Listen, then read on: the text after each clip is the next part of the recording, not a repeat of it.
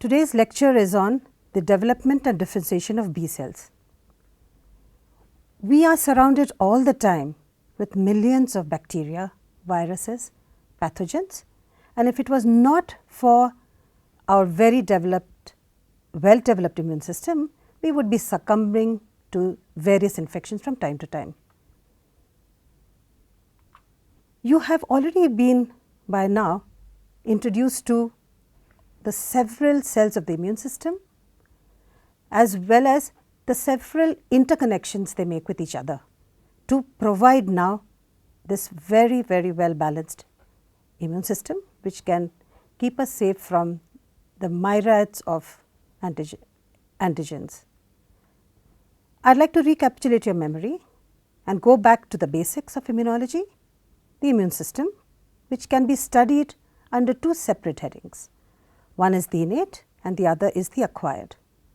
Now, though as I have already said that there is a network between the innate and the acquired immune system, in fact all the cells of the immune system, innate is different from the acquired in that the cells, for example, neutrophils, eosinophils, basophils, macrophages, all of them act to protect us, but they do so by recognizing patterns which are common amongst viruses, bacteria, etc. So, there are set of patterns that these cells recognize. On the other hand, the acquired immune system, which comprises mainly of T and B cells and of course, several accessory cells which we will come to later.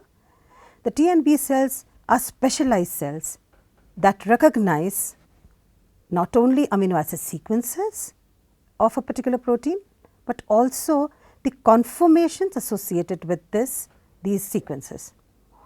B cells can also recognize carbohydrate structures. So, like I said, T and B cells are a part of the acquired immune system, but they do need help from cells such as monocytes or macrophages. B cells are known to participate in the humoral immunity.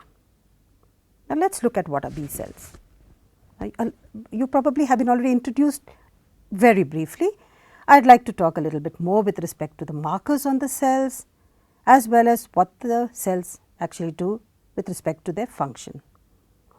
B cells are the only cells of the immune system that synthesize immunoglobulins. What are immunoglobulins? You perhaps know these molecules as antibodies. Immunoglobulins are either present as cell surface antigen receptors, which would mean that they are anchored to the cell membrane of B cells. Alternatively, immunoglobulins are antibodies which are secreted from the cells.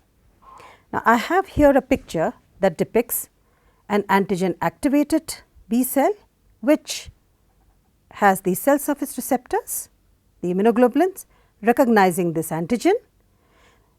In response to this recognition and binding, the B cell gets activated, and through a large number of processes which in fact happen in between, which is clonal proliferation and differentiation, the ultimate cells are plasma cells which secrete immunoglobulins.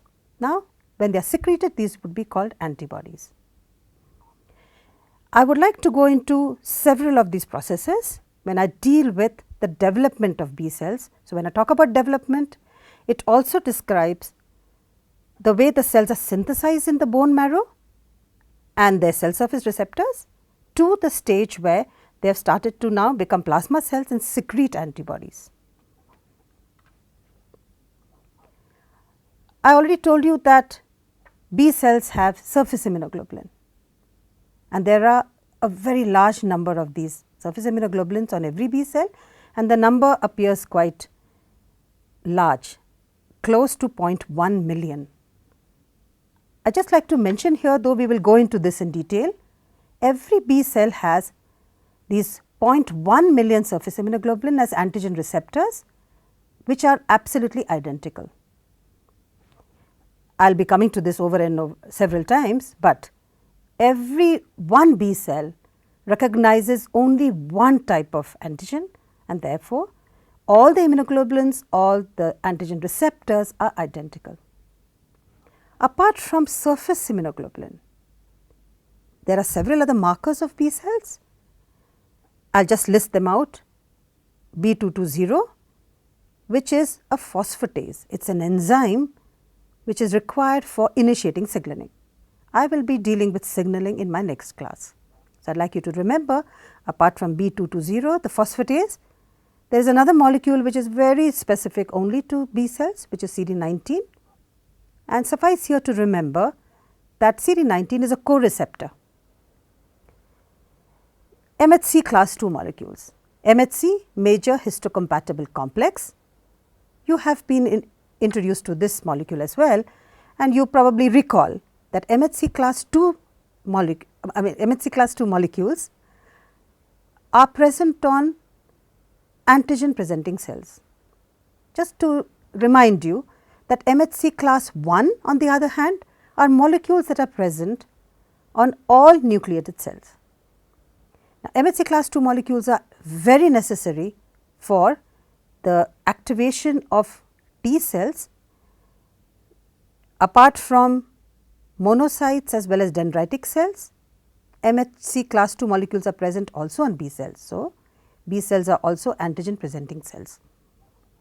Apart from these, there are also molecules called complement receptors. As the name suggests, these receptors are able to fix complement.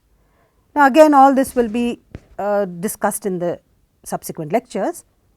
I would like you also to remember Fc receptors. So, from all these molecules, B220, CD19, MHC class 2 molecules, Fc receptors for IgG, all these participate in the signaling that is initiated by the surface immunoglobulin after the surface immunoglobulin or the antigen receptor here binds to its cognate antigen. Why do we call these markers on B cells? That is because one can have antibodies or reagents which recognize separately each one of them, and one can simultaneously bind all the reagents to these molecules on a particular B cell, and if you have ways by which you can detect each one separately, on any B cell you will be able to detect each one of them. Where are these B cells synthesized? So, first of all, let me talk a little bit with respect to evolution. Now, during the course of evolution from a unicellular organism to a multicellular organism, there had to be a parallel development of a system which would be able to keep the self from the non-self.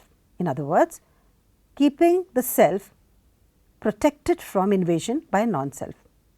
So, the immune system in fact has developed likewise. It is obvious then that as the complexities in evolution grew, even the immune system developed very slowly to meet with all the challenges that multicellular organisms had, trying to keep the unicellular organisms from invading them. When do you see the appearance of B cells and therefore the immunoglobulins in the evolutionary scale? If you remember your non-chordata and chordata or the phyla, you might remember that in vertebrata you have the jawless versus jawed fishes.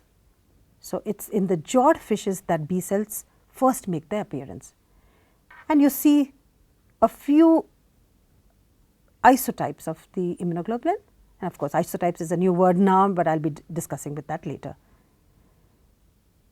Site of B cell synthesis therefore can change. However, in mammals, in mice and human, both of which have been studied extensively. So, what is true of mouse is essentially true in humans. Before birth, B cells make their appearance in the yolk sac, that is the first site of synthesis. This is taken over subsequently by the fetal liver and then on to fetal bone marrow. After birth, it is only the bone marrow that is the site of B cell synthesis. The B cell development itself is a complex process.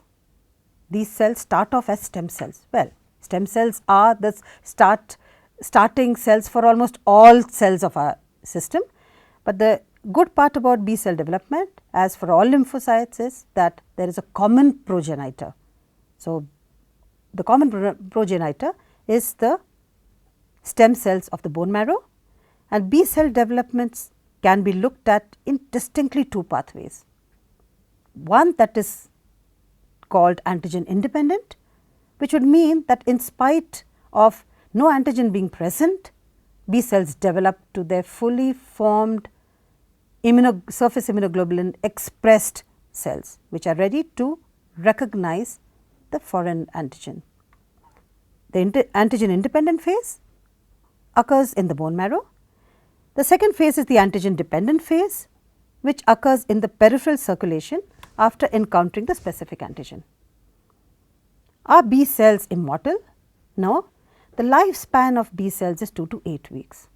Of course, it depends on what you call the lifespan. As I will be coming to in the next slide, every stem cell or the progenitor cell, when it is committed to becoming a B cell, goes through these several stages, and I will be describing each and every one. But there is always a large number of cells that are generated from a single stem cell or single B stem cell.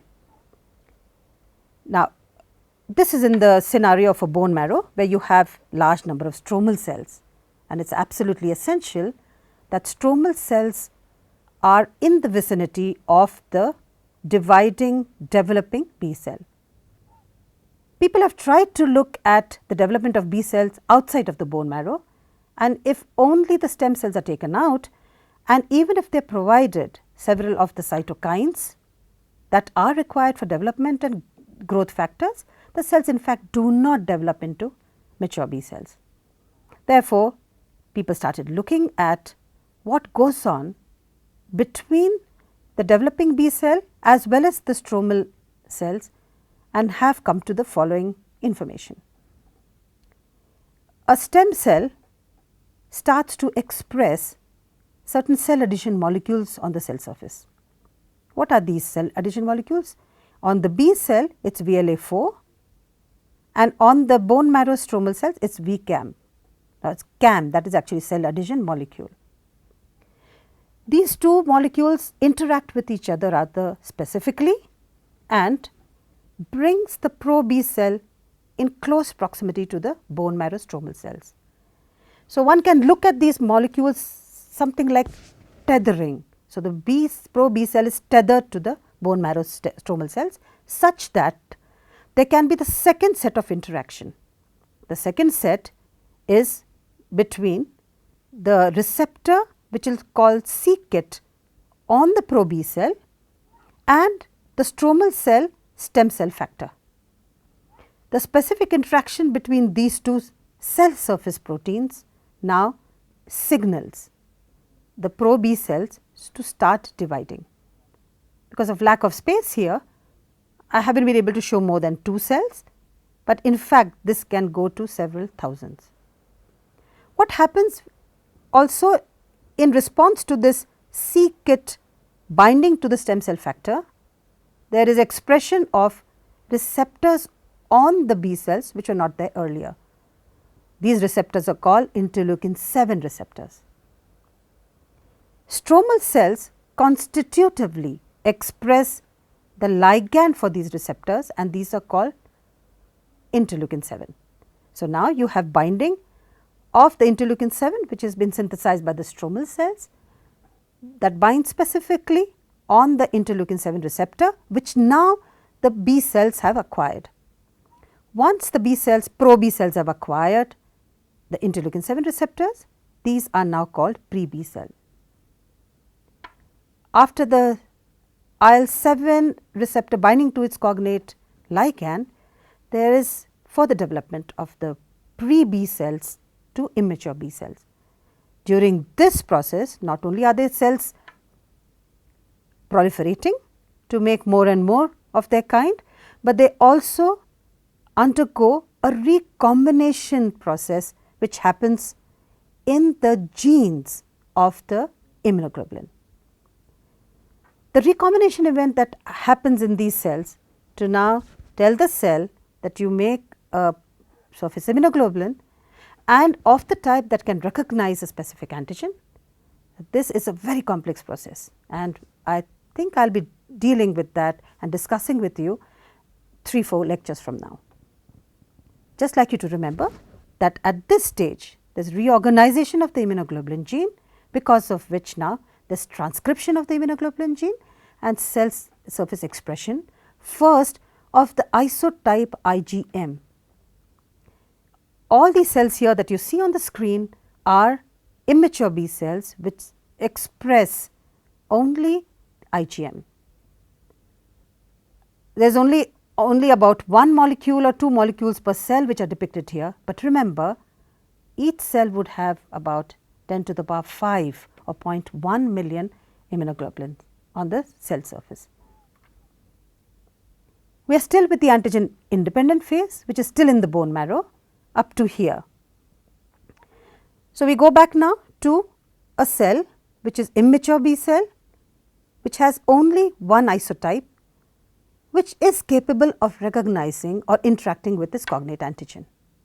However, such an immature cell is not ready for the immune response that is seen generated upon activation.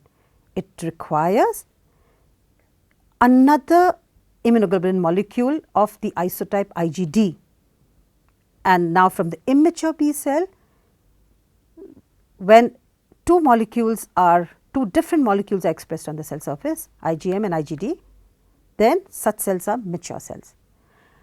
I would like to emphasize here, however, though the isotypes are different, the capacity for each of the molecules here to bind to only one epitope or one antigen still remains. Therefore, now every B cell has the capacity to recognize only one type of antigen.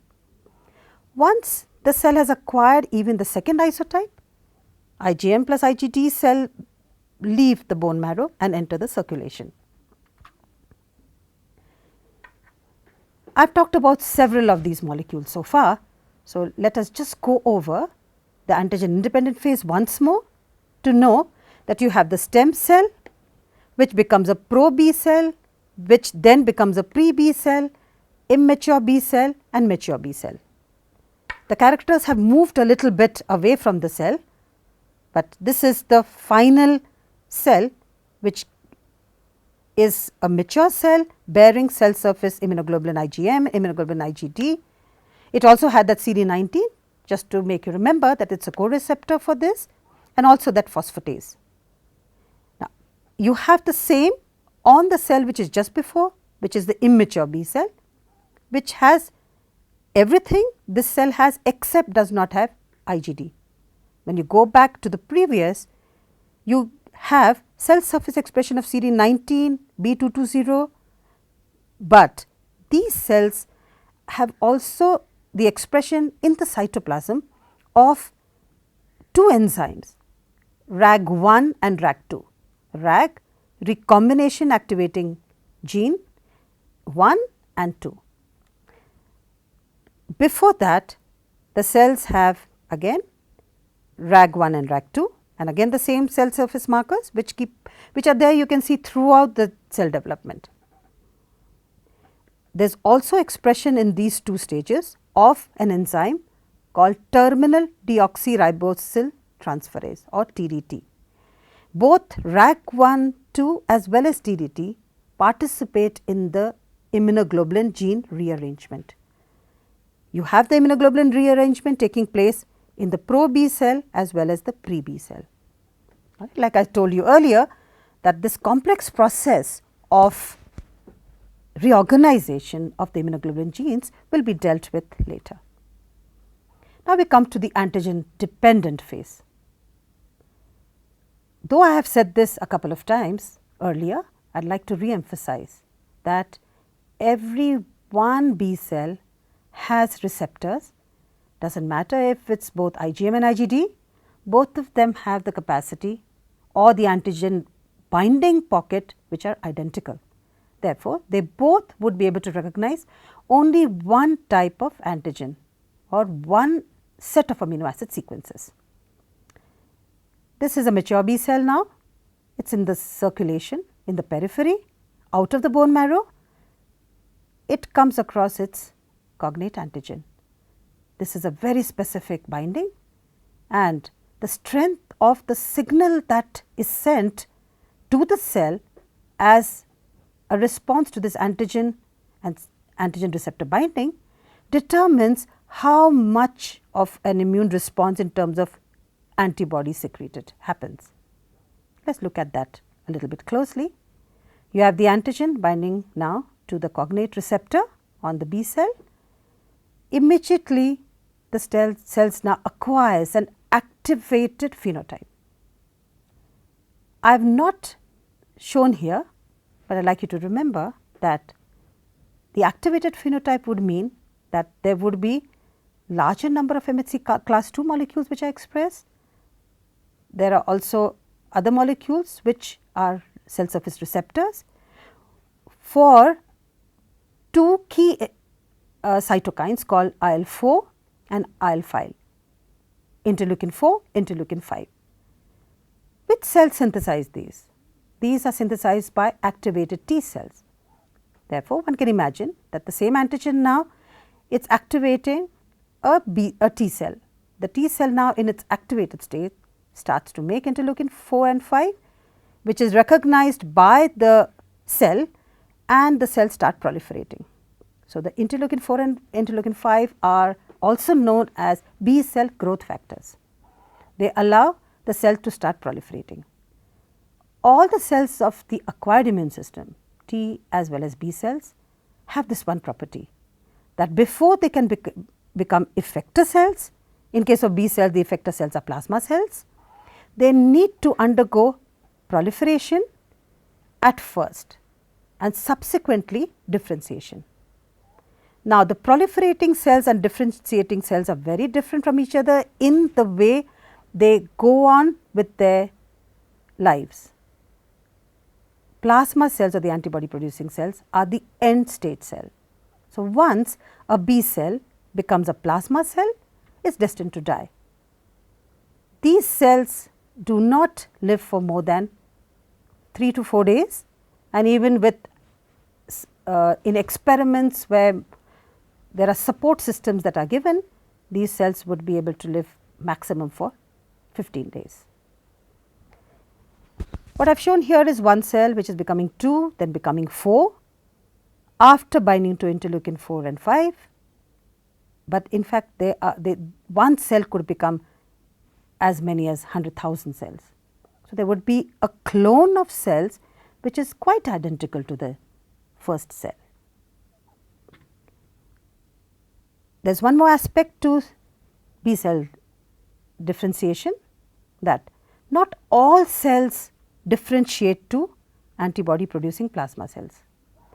Now, what strikes you here I think would be what I have shown here as rounded cells during proliferation now become oval when I call them plasma cells. In fact, that is precisely what happens. You have each of these cells which is proliferating till here, they start binding to, or they develop receptors to interleukin 6 first. So, then they are ready for the differentiation. When the proliferating cells develop receptors for interleukin 6 and the interleukin 6 binds to these cognate receptors, they differentiate now to antibody producing cells. They cannot proliferate any longer. So, now most of the cells have become antibody producing cells, and as you can see that the nucleus is become polar as compared to the nucleus which is occupying the center of the proliferating cell, and it is also covering almost the entire cytoplasm. You can see that the cytoplasm is increased and there is a very well developed network of endoplasmic reticulum which is absolutely required for the protein synthesis here. These cells need to synthesize and secrete immunoglobulins. Another important aspect here is that not all cells become antibody producing cells, plasma cells. A few of them, which could be because of lack of adequate IL-6 become what are known as memory cells. I will talk about the memory cells a little later, but memory cells are a very important part of the immune system, the acquired immune system. You do not have memory cells in the innate immune system. These memory cells, they are long lived, they stay on quietly until the body is exposed to the same antigen again. The good part about the memory cells then is that they already have receptors which can allow them to get activated and differentiate very fast. So, therefore, memory cells are the ones that actually generate a very fast and a robust immune response. Just like to mention here that during the development of vaccine, it is important to have adequate amount or numbers of memory cells generated. Otherwise, the vaccine is of not much importance. Recombination, as I already told you, recombination of the immunoglobulin genes is going to be discussed in a later lecture, but just to give you a flavor of what happens in the pre-B cells before they become immature and mature B cells. Here I am depicting only the heavy chain, as you all probably already know that the immunoglobulin is made up of 2 heavy and 2 light chains. Both the heavy chains are identical in the amino acid sequence and both the light chains are also identical. It is the combination of the light chain with the heavy chain that forms the antigen binding pocket. Each of the heavy chain is made up of 3 different gene segments at the antigen binding site. You have the V, D and J. There are 300 to 1000 different V gene segment. There are fewer of the D. In human, there could be as many as 6 to 11 and J, which are even fewer, maybe 5 to 6. Nature has it that during the recombination process, any one of the J now binds to any one of the D. So, you have a DJ segment which is initiated by the 2 enzymes I talked about a little while ago, the recombination activating gene 1 and recombination activating gene 2. After DJ recombination, there is recruitment any one of the V. Therefore, now you have VDJ recombination. The entire event from pro-B cell to pre-B cell and the immature B cell is under the directive of this recombination, which is through these specific enzymes. Now, VDJ, that is heavy chain, after it is ready, there is transcription and you have generation of only the heavy chain. At this stage, the cell recruits a pseudo light chain before the assembly of the light chain recombination event that takes place. Now, the pseudo light chain along with the heavy chain is expressed on the cell surface. Until now, the B cell cannot recognize antigens. It is only after the recombination of the light chain which is again mediated through RAG1 and 2 that you have the entire heavy and light chain coming together as a cell surface molecule. Let us look at the basic structure of the immunoglobulin. You have the 2 heavy and the 2 light chains. The heavy chains are as in black and the light chains are shown here in red. The light chains are bound to the heavy chain through disulfide bonds. Also, the 2 heavy chains are held together tightly by disulfide bonds. The heavy chain also has 2 distinct carbohydrate. Actually, there is a slight move here. It is CHO denoting carbohydrate.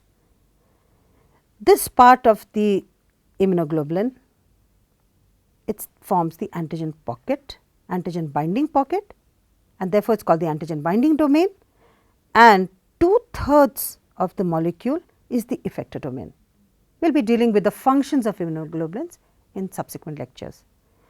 Important here is the fact that the C terminus of the immunoglobulin can either have hydrophilic or hydrophobic regions, and is the replacement of a short stretch of hydrophobic to hydrophilic determines whether this molecule should stay as cell surface receptor or should be secreted from the cell as antibody.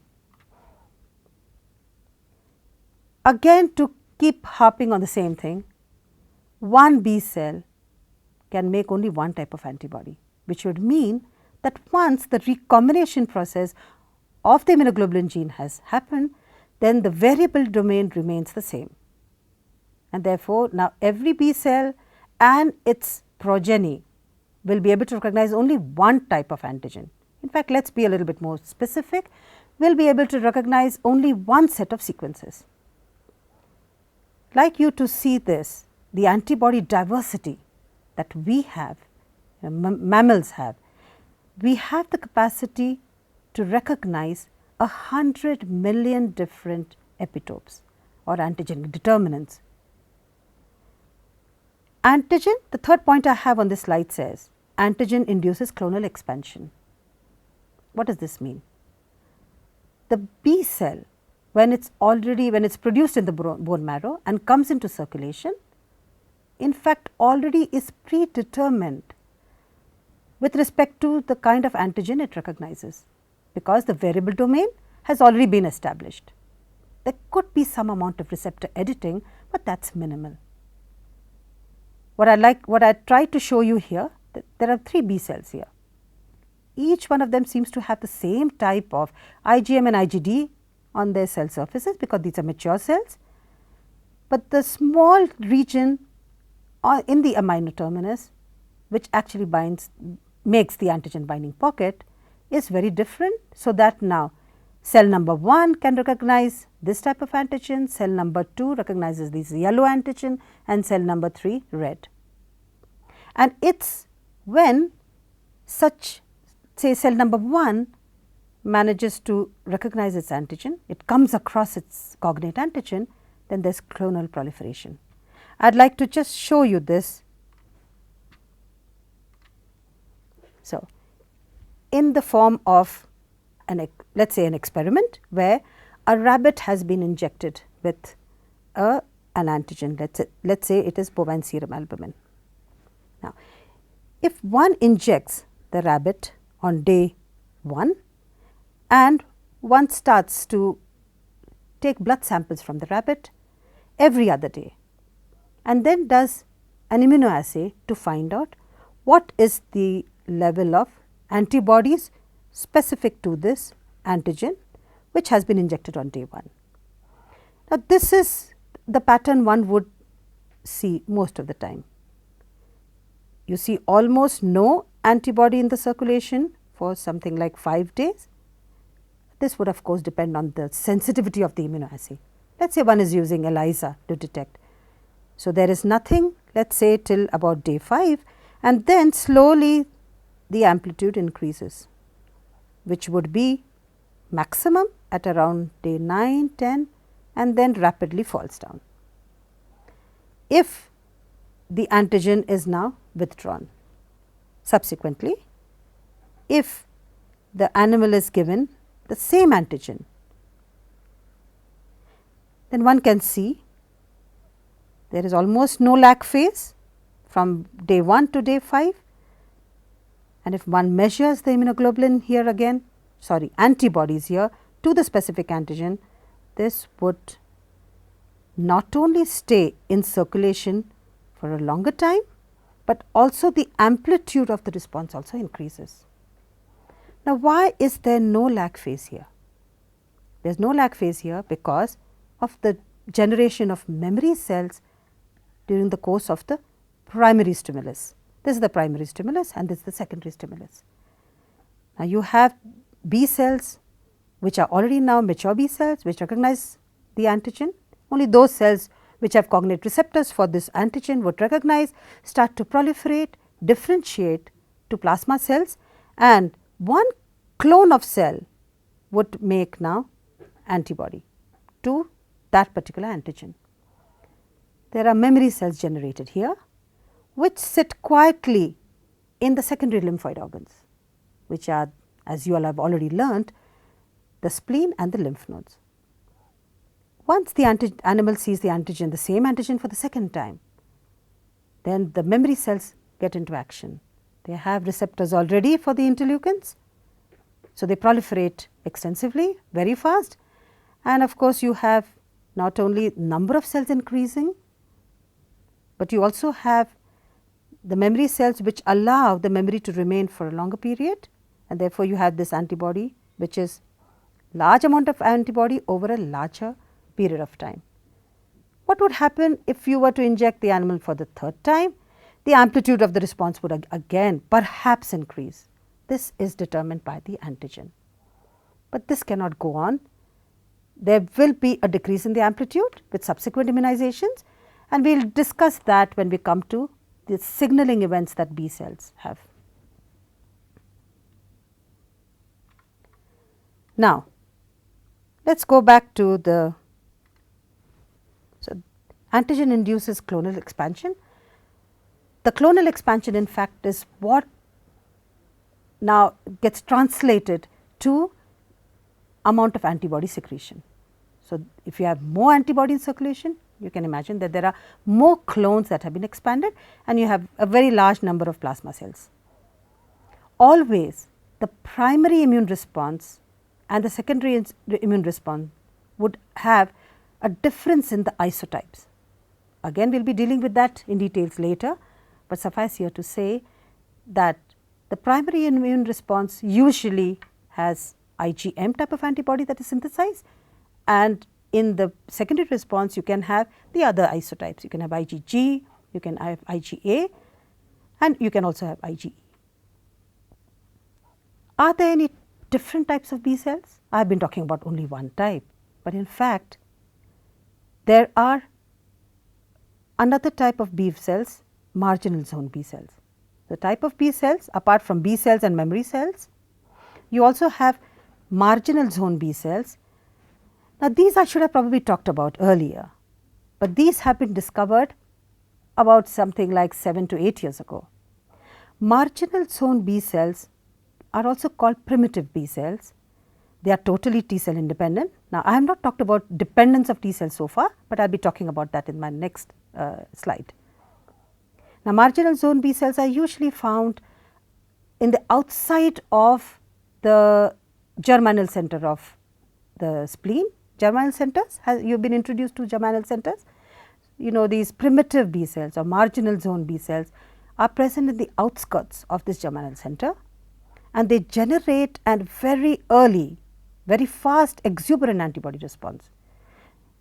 These cells are called primitive because they do not take the time for clonal proliferation the way I have explained in my last slide, but they already have large number of interleukin 6 receptors which allow them to immediately become plasma cells and start making antibodies. A little bit about memory cells. Are they different from the B cells? Because I said I did say that what I have been talking about so far are these B cells and memory cells, but I did not say much about the memory cells. I have memory cells which are generated. You can see that these are very long lived, because I told you that they participate again in a very fast immune response when in the experimental animal the antigen is injected for the second time. Memory cells have a very good number of these interleukin 6 receptors as well as interleukin 4 receptors, both of which are absolutely essential. The interleukin 4 first for proliferation. That is how they are quite different from the naive B cell or the B cell which has not encountered this antigen. People have tried to look for specific markers on memory cells, and as of now there are not too many which designate or differentiate a memory cell from the naive B cell. Another important aspect of the B lymphocyte development is negative selection. We always talk of the immune system with respect to self versus non-self, that the immune system is able to recognize non-self from self and is able to mount an immune response only to non-self. Now, how should this happen? It's very difficult to envisage that B cells will be able to recognize each and every pattern on each and every molecule and say, okay, and go through some kind of a computer driven program that says, yes, these are foreign and not self. Now, therefore, we come down to looking at how B cells can do this, and this process is known as negative selection. It is in fact quite a simple process. In the bone marrow, self-reacting B cells are eliminated. How does this happen? Now, in the previous slides where I talked about the differentiation, the development of B cells, there are these IgM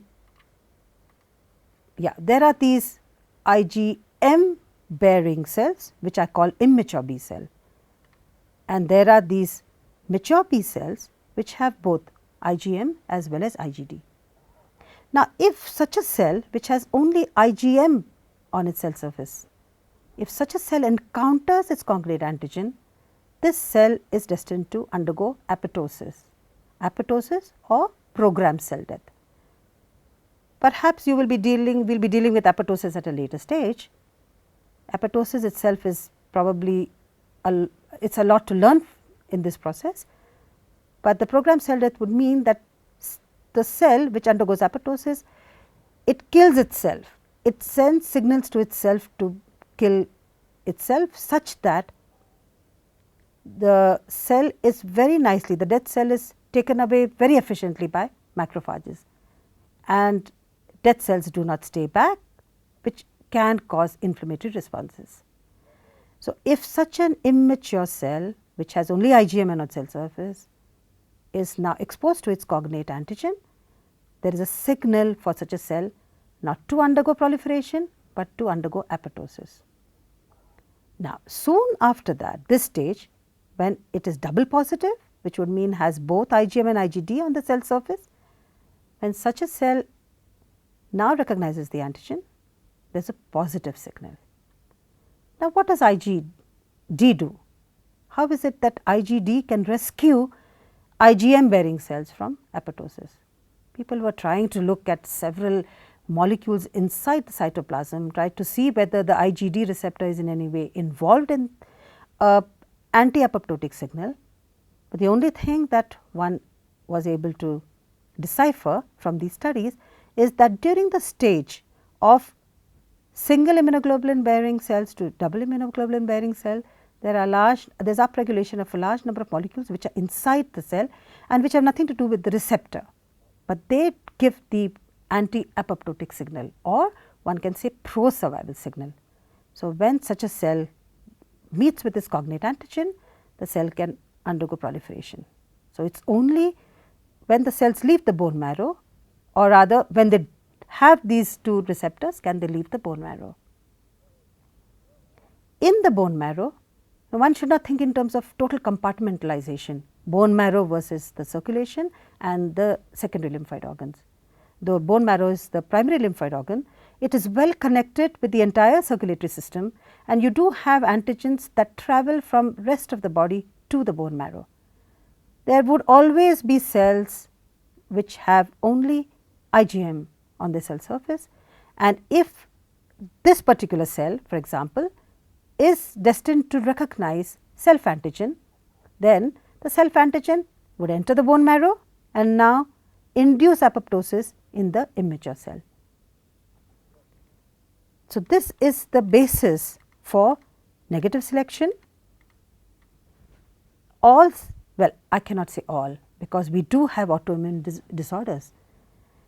Most of the self-reacting B cells are eliminated in the bone marrow at the stage when the cells have only IgM on the cell surface.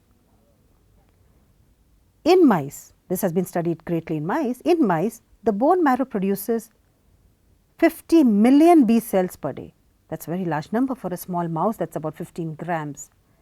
But of these, only 10% get into circulation. So, only 5 million get into circulation. And it has been shown 90% of the cells undergo apoptosis. Now, the apoptosis here is not because of only negative selection. There are other reasons, and we will be dealing with that when we come to recombination of the immunoglobulin genes. People have shown this innumerable number of times, that if you take immature cells and you cross link the receptors of these cells by anti-IgM, the cells undergo apoptosis. Now, my next class is going to be signaling, but before that I would just like to introduce to you antigens which would be thymus independent and thymus dependent. What does this mean? Thymus dependence versus independence. B cells also bearing those type of receptors for either the, let us say, polysaccharides or a globular protein would determine whether that B cell would require T cell help or not.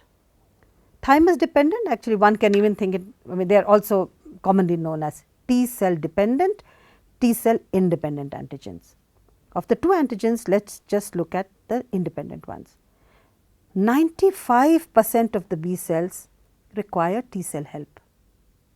You remember where the T cell help comes? It is in the generation or of the interleukin 4 and 5 receptors on the B cell upon activation, which require interleukin 4 and 5 synthesized and provided by the T cell. In fact, not only that, T and B cells interact with each other, and that is what we will see in the next class.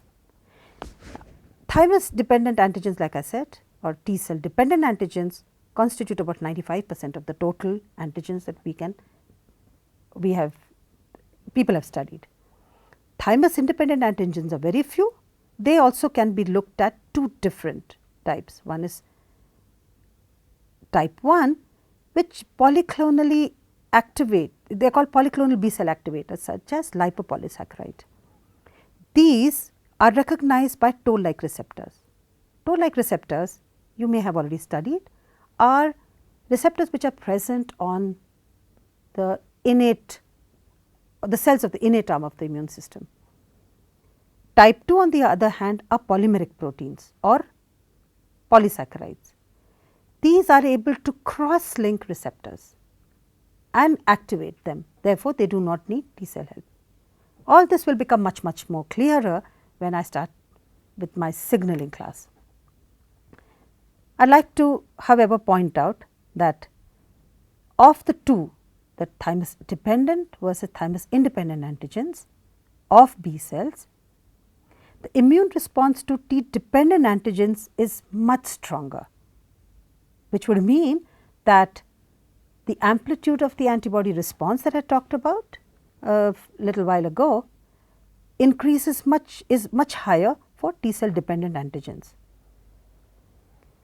Importantly, it is only the T cell dependent antigens which induce B cells to generate memory cells. Another important aspect is that of isotype switching. I have not talked too much about that, except I just mentioned that a B cell makes IgM type of antibodies first to the same antigen. After it becomes a memory cell and generates a second response, the IgM isotype is switched to IgG or any one of the 3 other isotypes. It is only the thymus dependent antigens that induce the B cells to switch the isotype. Another important part is it is only the T cell dependent antigens that induce the B cells to undergo affinity maturation. Now, all these I am going to be able to discuss in details after I talk about signaling and as we deal with also the recombination events that take place for the different regions of the immunoglobulin genes to come together and make a complete heavy chain or a complete light chain. Another thing what I would like to mention here before we go to the next class is, and perhaps you might like to look at or at least get to know about the different signaling molecules that are present in the B cell. Now, though B cells and T cells are part of the acquired immune system, the way they recognize antigen is totally different. both of them are able to recognize antigens of different types, different sequences of amino acids. But whereas T cells require presentation of the peptides or amino acid sequences in the context of major histocompatible complex 1 or 2, B cells recognize antigen in their native conformation. So, let us look at the difference between B and T cells now. When there is a pathogen that enters the body, B cells which are in circulation, and if they have their cognate receptors for this antigen, bind to them, get activated, start proliferating and differentiating. The same B cells can internalize this antigen again after binding to the surface immunoglobulin or the antigen receptors, internalize the antigen, process it with respect to making small fragments or peptides of the antigen. This is loaded on the class 2 molecules and presented to the helper T cells. So, you can see that B cell receptors are so different from T cell receptors in this one or the first event that happens, that is recognition of the antigen. In my next class, I will be dealing mostly with B cell signaling, but one can imagine that B cell and T cells are so similar in the way they divide and they differentiate to their final differentiated or the end cell stage. The signaling molecule should be very, very similar. However, in my next class I will be able to bring all this out and discuss this in detail. All right. Thank you.